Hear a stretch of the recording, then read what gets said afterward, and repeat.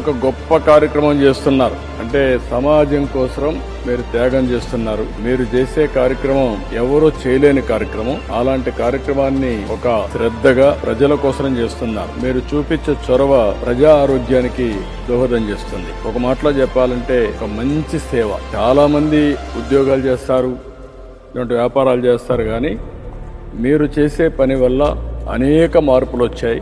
ఎప్పుడో నేను పచ్చదనం పరిశుభ్రంతో ప్రారంభించి తర్వాత స్వచ్ఛ భారత్కి నేనే రిపోర్ట్ ఇచ్చి ఈరోజు స్వచ్ఛ ఆంధ్రప్రదేశ్ కార్యక్రమం చేస్తున్నాం. మనం కూడా స్వర్ణాంధ్రప్రదేశ్, స్వచ్ఛ ఆంధ్రప్రదేశ్ 2 కార్యక్రమాలని ముందుకు తీసుకుపోతున్నాం.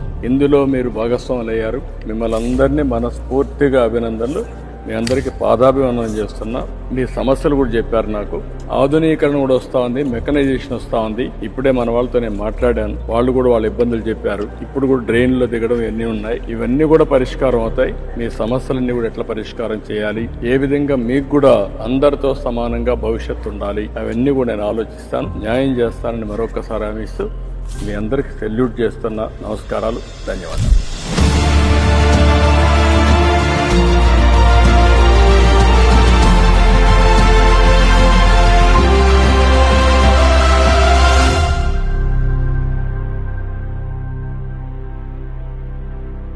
ఇదే రోజు 47 సంవత్సరాల కంటే ముందు నేను మొట్టమొదటిసారిగా అసెంబ్లీకి అడుగుపెట్టాను.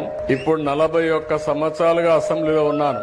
ఈ రాష్ట్రంలో ఎవరికీ దక్కని గౌరవం దక్కింది. ఒక మాటలో చెప్పాలంటే ఇది అసాధారణమైనటువంటి గౌరవం.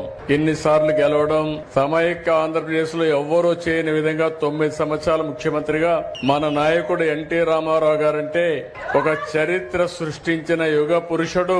అలాంటి యుగ పురుషుడి దగ్గర నేర్చుకున్న తర్వాత 9 సంవత్సరాలు అందరికంటే ఎక్కువ సమయం ముఖ్యమంత్రిగా ఉండే అవకాశం మీరు నాకు ఇచ్చారంటే అదే నేను చూపించిన చొరవ, పట్టుదల. 10 ఏళ్లు అపోజిషన్ లీడర్ గా పనిచేశాను. ఇప్పుడు మళ్ళా 2వ సారి ముఖ్యమంత్రి. 5 ఏళ్లు ప్రతిపక్షంలో కూడా పనిచేశాను. నా రాజకీయం అంతా పెరగనిటువంటి రాజకీయ జీవితం నాది. నా ఆలోచన అంతా ఒకటే, నా చివరి రక్తపు బొట్టున్నంత వరకు ఈ పేదవాళ్లకు, రాష్ట్రానికి, తెలుగు జాతికి న్యాయం చేయాలని ఏకైక సంకల్పం.